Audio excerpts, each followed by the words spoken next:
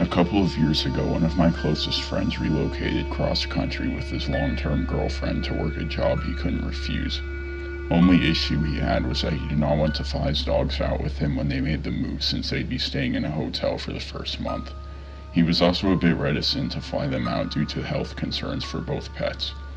By the time he located a home to rent, he was missing his furry buddies and made the request of his sister, another close friend, and myself to drive them to him in Los Angeles.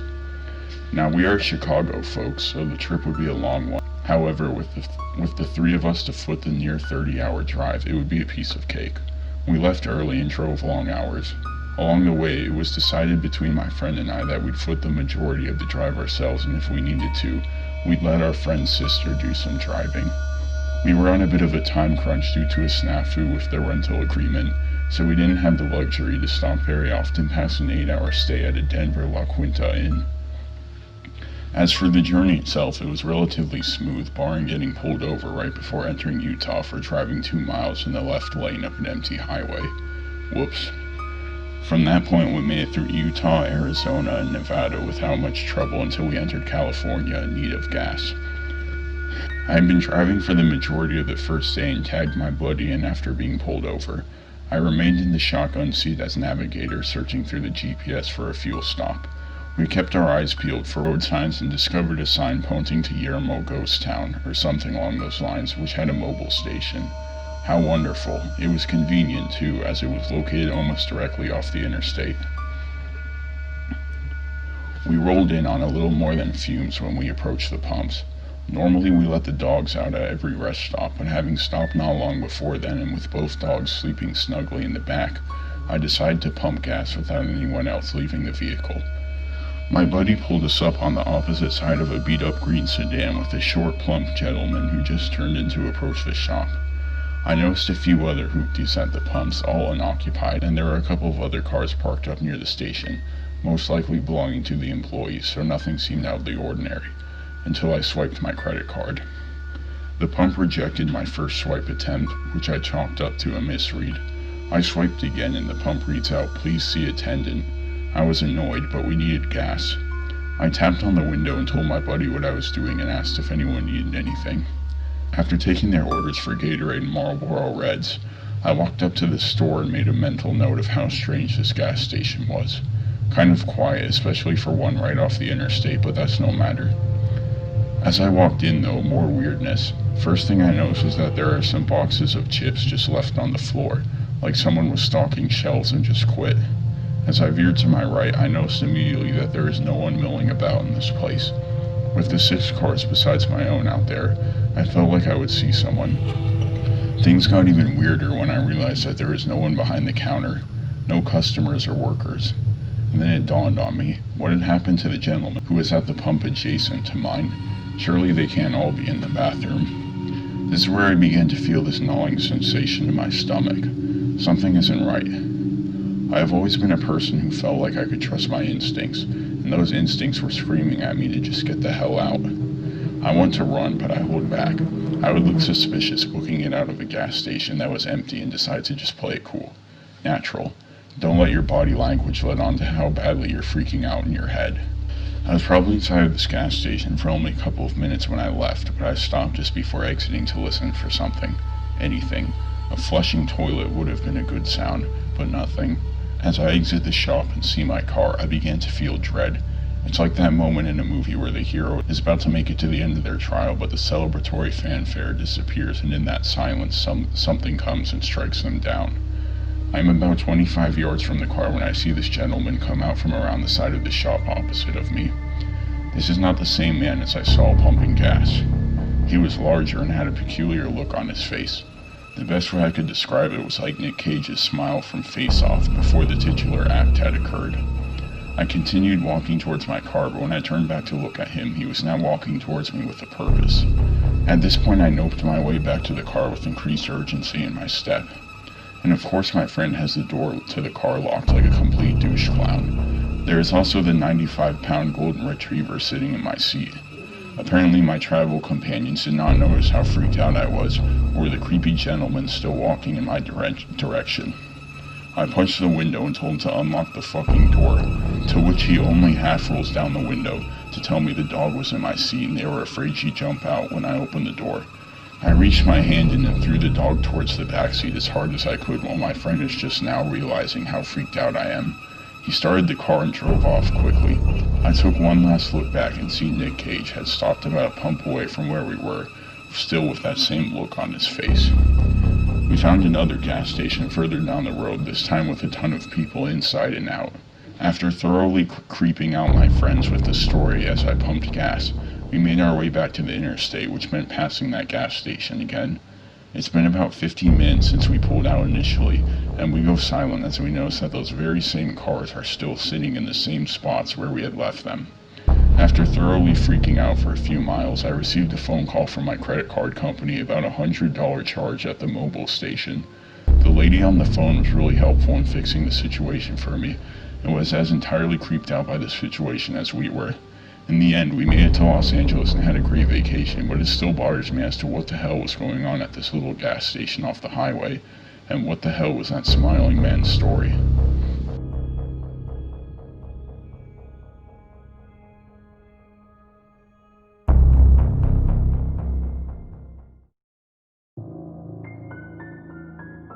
I was driving the annual 5-hour drive to my cousin's house where my extended family meets every Christmas.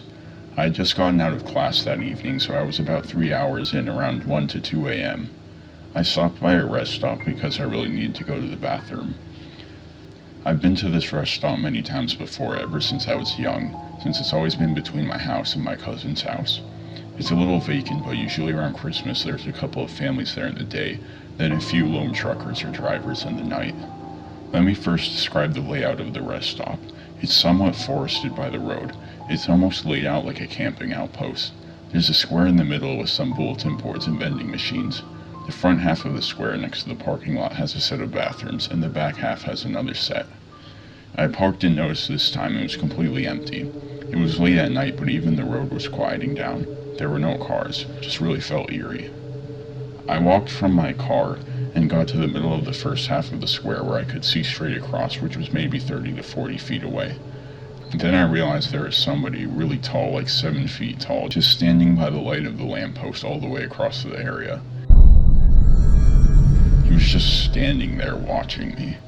I don't know what else he could have been doing. I freeze and think about it.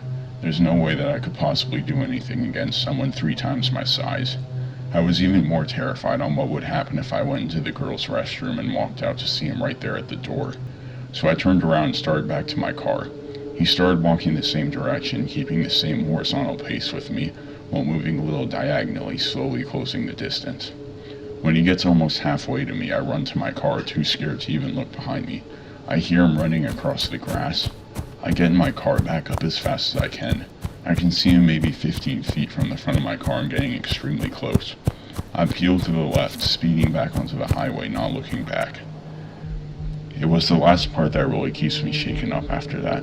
Before, I was able to think that maybe he was just a janitor or a random person who had just happened to go in my direction. But from then on, I knew for sure he was coming from me. And why and how was he there? I saw no other cars. I'll never forget that moment where I just froze like a deer in the headlights, seeing him just standing still across the rest area. I'm only going into those in the day from now on.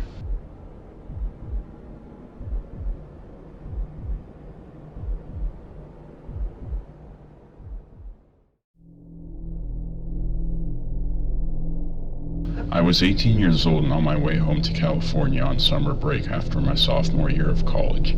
I had a 9-hour car ride ahead of me and stocked up on energy drinks, soda, and snacks for the ride home. I left school late after dinner with friends and planned on driving into the night. I'm making good time and I'm around 3 or so hours from home, which was Yuba City at the time. I am an hour outside Reno and on a lonely stretch of road when it happened. I suddenly get the urge to pee, those energy drinks I chugged coming back to haunt me, and I kick myself in the ass for not stopping when I'd gassed up 45 minutes before. I saw a sign that advertised a rest stop coming up, and so I drove the few miles to the sign and then pulled in. Parked in the parking lot was a ratchet-looking sedan, and on the other side of the lot, a Sprinter-type van. I quickly got out and hurriedly jogged to the restroom before I peed myself. I was flushing when I heard someone enter and I froze. I'm in decent physical shape and I work out quite often, but for a guy, I'm on the smaller side. I'm only about 5'7" and about 160 pounds, so I'm bracing myself for some Michael Myers type shit when I open the door and see an average Joe looking guy. He looked up and gave me a friendly smile, then stepped over to the urinal. I washed my hands and was getting ready to leave when he starts talking. His voice was gravely and low, so I couldn't hear him the first time. "You like dogs, man?" he asked me as he washed his hands. He was wearing those overalls mechanics wear and he had grease stains on it. My creeper meter started beeping. I shot him a friendly smile and said to him as I left the bathroom, "Yeah man, dogs are cool." Well, that was the wrong thing to say because he comes following me out the door almost on my heels. "I got a new puppy, want to see him? He's real cute." Now I'm freaking out. Keys are in one hand and my cell phone is in the other. I called back to him in a shaky voice, "No thanks, gotta get going." I'm getting into my car when he grabs the door trying to open it wider. Dude was strong and he's a good few inches smaller than me. I start my car and put my phone to my ear. What he said next caused me to almost crap my pants. "By the time the cops get here, you'll already be dead." With that, I kicked out at his stomach and thank goodness it connected. He let go of the door and fell on his ass. I then locked the doors and screeched the fuck out of that rest stop. I saw him scramble for his car, but I didn't stay around to watch. I took off like a bat out of hell. I was a nervous wreck for the next 3 hours, thinking he was going to follow me home and finish me off. When I got home, I told my dad, who had stayed up to wait for me, what happened, but he talked me out of calling the authorities. I made sure to take an entire different route when I went back to school in the fall, and because of that, I've never stopped at another rest stop ever again.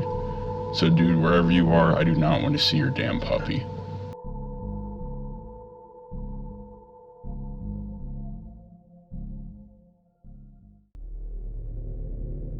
I'm a proud Floridian, and at the time of this story, early 2000s, I was going to college in South Florida and lived with my family in my hometown in the Florida Panhandle.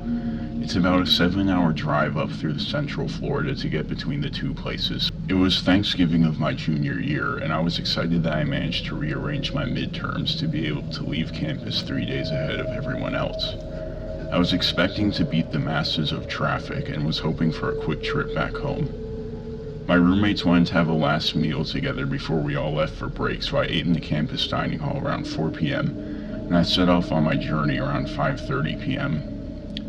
Around 10 p.m., I had just passed my 2/3 mark where I always stopped at this little mom and pop's type of diner by this side of the highway to grab a snack, use the restroom, and call my dad to let him know I was okay. I didn't have a cell phone yet. Well, I hadn't been there since summer and the place was out of business. So a little bummed out that I wasn't getting my chocolate chip pancakes, I just kept going. There really wasn't much built up around there at the time, so when I saw signs for a rest stop in, of all places on God's green earth, some bumfuck town called Alachua, I went for it. So I went and parked directly under the streetlight for safety and used the facilities, called my dad, etc., etc.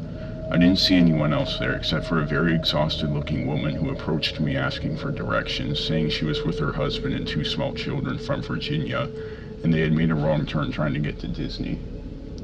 So I left the rest area and was walking back to my car when I noticed a beat up unmarked gray or bluish work van parked close to the driver's side of my 95 Honda Civic.